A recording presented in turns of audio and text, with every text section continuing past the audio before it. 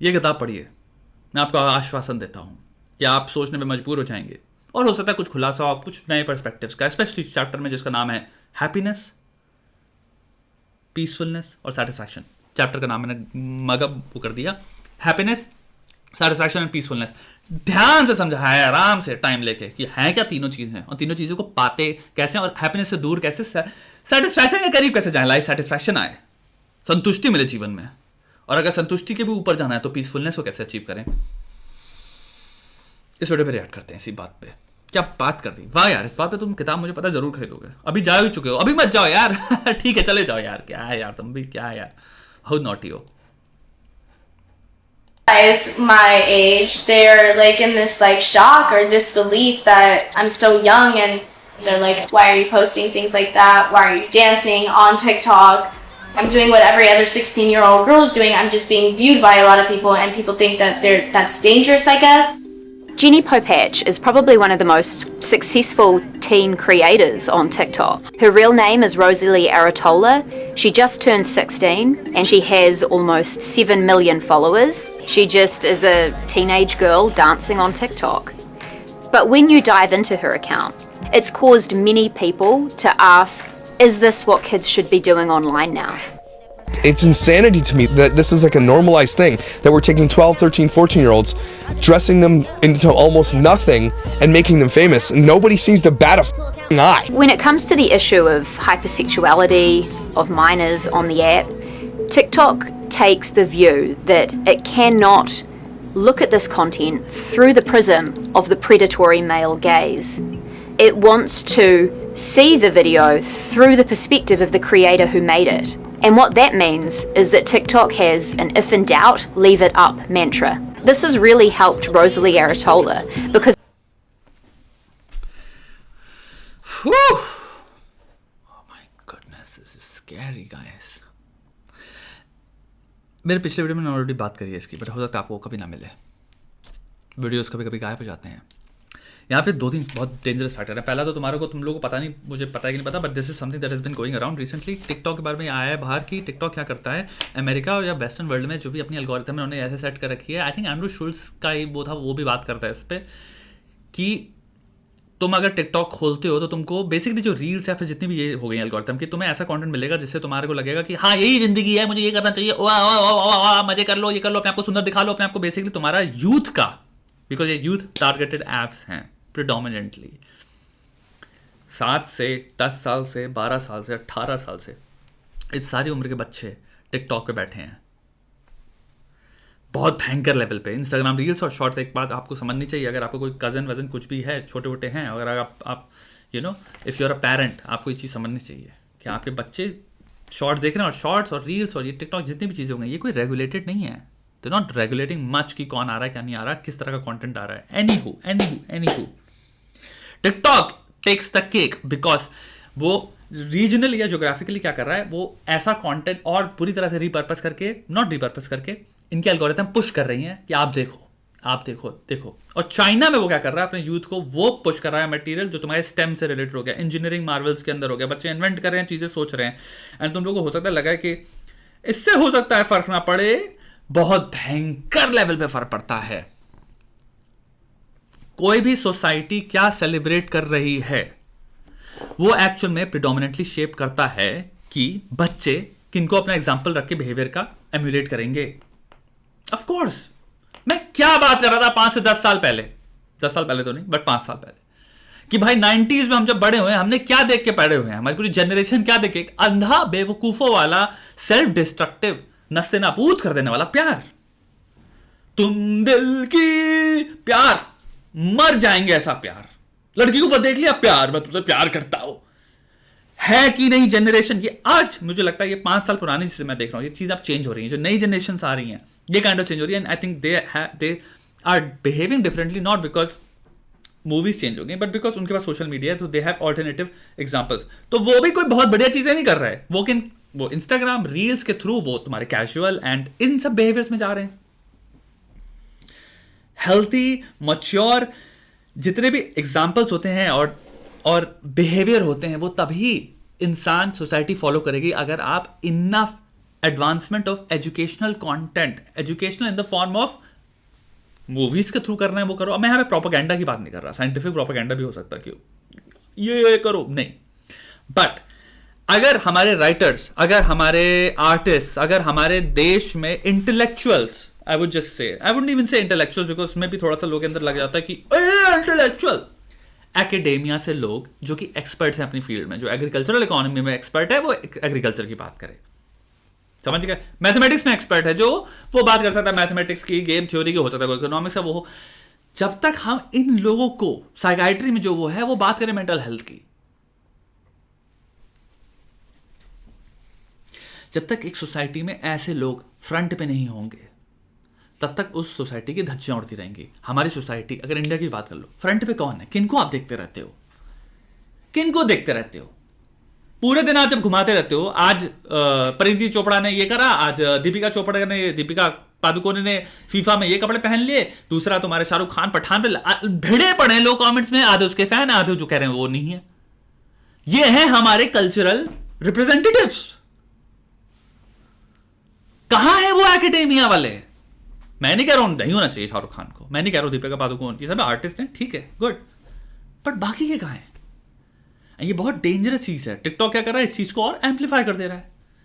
जब तुम्हें ये लड़की 16 साल की है, उसने क्या बहुत जबरदस्त बात क्या कही, I am viewed by, that's what every person views of my age. So अगर तुम्हारे अराउंड के सारे बच्चे ये देख रहे हैं, सेम चीज तुम्हारे, तुम एंड्रू टेट का कंटेंट उठा लो, जो बच्चे अगर देख रहे हैं, एंड्रू टेट का प्रेडोमिनेंट मैसेज क्या होता है, काफी मैं देखता हूं एंटी एजुकेशन है, कॉलेज मत जाओ, कॉलेज मत जाओ, यूनिवर्सिटी मत जाओ, यूनिवर्सिटी मत जाओ। बहुत ही कॉमन सेंसिकल, अगर तुम्हें दो मार्कर्स पे देखना है, पहला इकोनॉमिक्स में अगर जो भी स्टडी करता है वेल्थ पे, पॉलिसी मेकिंग पे, पॉवर्टी पे, जो प्रेडोमिनेंट स्टडीज हैं, ठीक है, पॉवर्टी इकोनॉमिक्स पे, वन ऑफ द बिगेस्ट क्या, द बिगेस्ट मार्कर ऑफ अपने आप को पॉवर्टी से ब्रेक आउट कर देना। सेकेंड बिगेस्ट मार्कर टॉप 1% पे जाने का एजुकेशन है, पोस्ट ग्रेजुएशन डिग्रीज। ये studies after studies and economics hard science है, मैथमेटिक्स है, उसमें हलवा पूरी नहीं बेच रहे वो, ये फैक्ट हो गया। तुम्हें अगर दूसरा स्टैटिस्टिकल फैक्ट देखना इसके बारे में, कौन से कल्चर हैं जो इंडिया में हाईएस्ट अर्निंग कल्चर्स हैं, रेसिस या एथनिसिटी की बात कर रहा हूं मैं, कौन सी दो रेस हैं जो इंडिया में, सॉरी अमेरिका में, यूएस में सबसे रिचेस्ट हैं, जिनकी तुम्हारे percentage of earning per annum 100 से 150 के बीच में आती है ऑन एवरेज, यानी कि $150,000 पर ईयर एनम से लेके $90,000 के बीच में वो आ रहे हैं। ये तुम अमीर हो बहुत ज्यादा अगर तुम्हारी ये सैलरी है, ठीक है। इंडियंस नंबर 1, दूसरे ईस्ट एशियंस यानी कि चाइनीज या जापानीज, और भी हो गए। अब मुझे एक बात बता, इन दोनों कल्चर्स में अगर सिर्फ चाइना और इंडिया की बात करें, क्या चीज कॉमन है? क्या है ये दो कल्चर जो करते हैं प्रेडोमिनेंटली? पढ़ाई। तुम्हारे असॉर्टेटिव मेटिंग टर्म है जो, वो one of the income inequality के बीच में उन्होंने ऑल्सो पाया है चीज है। असॉर्टेटिव मेटिंग क्या होती है? जब दो पोस्ट ग्रेजुएट वाले डिग्री वाले लोग जब शादी करते रहते हैं तो उन्होंने पाया ये बहुत बड़ा फैक्टर क्या है, फिर वो खुद जितनी ज्यादा लोग पोस्ट ग्रेजुएशन वाले जब शादी कर रहे हैं, इकोनॉमिक्स की स्टडी है, वो खुद एक इनकम इनक्वालिटी करते हैं। ये मैरिज की उन्होंने जब रिसर्च करी है उसके अंदर पाया है। तो पीपल जिनके पास डिग्रियां नहीं है वो काफी उनको ऑप्शन ही नहीं मिल रहे शादी के, क्योंकि ये लोग आपस में करते रहते हैं और इससे क्या होता है कि इनकम ये बबल में जाते चले जाते हैं ऊपर ऑटोमेटिकली। यानी कि शादियों को इकोनॉमिक्स के पॉइंट से भी देखा जाए तो क्रॉस शादियां नहीं हो रही, एंड ये कॉमन सेंसिकल भी है कि ऑब्वियसली पोस्ट ग्रेजुएशन वाले करेंगे दूसरे से शादी, but you understand what that basically उस स्टडी का पॉइंट ये था कि भाई ये भी एक काइंड ऑफ एलिटिज्म और इनकम इक्वालिटी में वो कर रहा है। क्या है मार्कर? Post graduation degree. जाओ घर के बाहर रैंडम सिलेक्शन है, इसीलिए स्टडी कोई भी जब तक रैंडम सैंपल नहीं है, आपका सैंपल रैंडमाइज नहीं है, वो स्टडी बायस्ड है, कोई पॉइंट नहीं है स्टडी पढ़ने का। जाओ पोस्ट ग्रेजुएशन में आप रैंडम 200 लोग उठाओ, और रैंडम जिनके पास हाई स्कूल डिग्री है 200 लोग उठाओ और देख लेना कौन सा ज्यादा सक्सेसफुल है। हो सकता है 200 में से एक हो जिसने अपना बिजनेस खोल लिया, बिजनेस बहुत बड़े चल रहा, हो सकता है 5 हो सकता है 15 हो ऐसे। बट आपको जो पोस्ट ग्रेजुएशन डिग्री है जिनके पास, जैसे MBA है, MTech है, आपको 500-200 में से एक बहुत हाई परसेंटेज मिलेगी, इनकी जॉब अच्छी खासी चल रही है। They very well of. And उसके बाद आता है इंडिविजुअल कैपेसिटी कितनी है किसी इंसान की, यानी कि वो इंसान हो सकता है जो बहुत तेज है, जेनेटिकली गिफ्टेड इंसान है, वो बहुत ही, अगर उसको सर्कमस्टांसेस 2 कौड़ी के में मिले हों वो उसमें भी कुछ भी कर ले जाएगा, ठीक है, इनको आउटलायर्स कह सकते हो। लेकिन सिमिलरली वो आउटलायर इधर भी पैदा हुआ है, वो जेनेटिक है, जेनेटिक लॉटरी अगर जिसको मिली है वो 2 डिग्रियां लेके भी वो फाड़ रहा है, तो आउटलायर तो दोनों में एग्जिस्ट करेंगे चच्चा। मेरी बात समझ रहे हो? सोशल मीडिया में क्या मिल रहा है हमारे, आई थिंक देश में कुछ इन्फ्लुएंसर्स जो यूनिवर्सिटी को गाली बकते रहते हैं, अनएजुकेशन का, इलिटरेसी का प्रमाण है ये बहुत भयंकर। कोई इंसान जिसने टनिंग क्रूगर इफेक्ट है और कुछ नहीं। तुमने जब तक किताब नहीं खोली तुम्हें पता ही नहीं उसके अंदर है क्या, और फिर तुम बैठ कह रहे हो किताब खोलने वालों को गधे हैं वो। अब एक बार स्टैटिस्टिक्स देख लेना, किताब खोल के जिनके पास डिग्रियां हैं, एमबीए के स्टैटिस्टिक्स देख ले, एम्प्लॉयमेंट के एमबीओ के स्टैटिस्टिक्स देख ले, अच्छी जो टॉप 50 यूनिवर्सिटीज वर्ल्ड की उठा लो, इंडिया की भी उठा लो, टॉप 20 जो चल रही हैं या टॉप 10 जो भी हैं, उनमें जो लोग निकलते हैं एमबीए के बाद, देख लो कहां है वो। ऑन एवरेज देखो ना क्या है सैलरी, ऑन एवरेज। उसके बाद तुम एक मीन निकाल लो उसका, जितनी भी सैलरी है उन सबका कितनी कमा रहे हैं, और 10 साल बाद भी देखो वो कितना कमा रहे हैं, और 20 साल बाद देखो वो कहां बैठे हैं। मतलब दिमाग उड़ जाता है। अब ये सब बातें कौन कर रहा है, इतनी बड़ाई कौन कर रहा है कि तुम्हें एक एजुकेटेड कॉमन सेंसिकल बातें हैं ये नहीं है। एंड यही चीज है टिकटॉक शिकटॉक, लड़कियां, लोग, हमारी समाज में, मैं बहुत छोटे में इस वीडियो को भी खत्म कर रहा हूं क्योंकि बहुत लंबा खिंच जाएगा वापस। हमारे समाज में बहुत दूर जा चुके हैं कॉमन सेंस और सेंसिबिलिटी से, हमारे समाज में बहुत दूर जा चुके हैं कॉमन सेंस और सेंसिबिलिटी से। सेंसिबिलिटी के लिए एजुकेशन रिक्वायरमेंट है, कंपलसरी है भैया। कहां से कर लोगे सेंसिबिलिटी डेवलप? कॉमन सेंस ही हो सकता है, फिर एजुकेशन लेकिन चाहिए उसको फिर आगे बढ़ाने के लिए। जोन ऑफ प्रॉक्सिमल डेवलपमेंट के अंदर आ जाता है फिर ये विगोत्स्की की जो थ्योरी है, वॉट यू नो, तुम अपनी अपनी गांड में जितनी तथा वो इतनी है। उसके बाद जब अगर वो 30% है, तुम चलो 30% तुमने अपने अंदर से अचीव कर ली, वो हो गया सेंस तुमने डेवलप कर लिया। उसके बाद तुम एक जोन में आते हो जहां पे तुम्हें एक थर्ड उसकी जरूरत पड़ती है, पार्टी की। अब वो एक मेंटोर हो सकता है, वो एक एजुकेशनल डिग्री हो सकती है, वो कुछ भी हो सकती है। जो 30% है उसको 100% ले जाएगा, उसको कहते हैं जोन ऑफ प्रॉक्सिमल डेवलपमेंट। तो 30% ये, फिर हम हर इंसान एक जोन ऑफ प्रॉक्सिमिटी, उसमें प्रॉक्सिमल डेवलपमेंट में आता है, जहां पे उसको फिर एक तीसरी पार्टी की जरूरत होती है, जो वो जब उसको एजुकेशन मिलेगी फिर वो तड़ी पार हो जाएगा, तड़ी पार या जो भी, मतलब फाड़ के हाथ में रख देगा। अब ये सब थ्योरी कह लो बकवास है, पढ़ लो फिर रिसर्च इस जोन ऑफ प्रॉक्सिमल डेवलपमेंट पे, या कर लो बकवास। एंड यही हो गया भाई, समाज में कॉमन सेंस सेंसिबिलिटी को रिटर्न मारना है बहुत स्ट्रांग लेवल पे, एजुकेशन को रिटर्न मारना है बहुत स्ट्रांग लेवल पे। एजुकेशन हलवा नहीं है, साइंस है वो। साइंस कोई किसी ने बैठ के लिख नहीं दिया, उसको फिर प्रूव नहीं किया, एविडेंस बेस्ड होती है। 4000 बार प्रूव करना पड़ता है कि उसको टांग काटने वाले साइंटिस्ट 400 और बैठे कह रहे हैं भैया हम निकालेंगे इसमें क्रिटिसिज्म। ये नहीं है राइट आंसर, ये डिबेट है भयंकर लेवल पे। तुम्हारी जो हलवा पूड़ी जो तुम बेच दियो 1 सेकंड में वीडियो बना के, या फिर जो हम टिकटॉक पे और रील्स पे और ये शॉर्ट पे देख रहे हैं, इसमें किस लेवल का चल रहा है अध्ययन भाई? किस लेवल की डिबेट चल रही है? कोई गधे की तरह डिबेट करने आए तो गांड फाड़ देते हो उसकी यूट्यूब पे। भाई आज की जनरेशन को आपको होना पड़ेगा, क्रिएटर्स में, इन्फ्लुएंसर्स में, मूवीज में, सब में, जब तक सोशल कॉन्शियसनेस इंटेलेक्चुअली डेवलप नहीं कर रही है तो प्रोडक्ट वो टिकटॉक ही निकालेगी।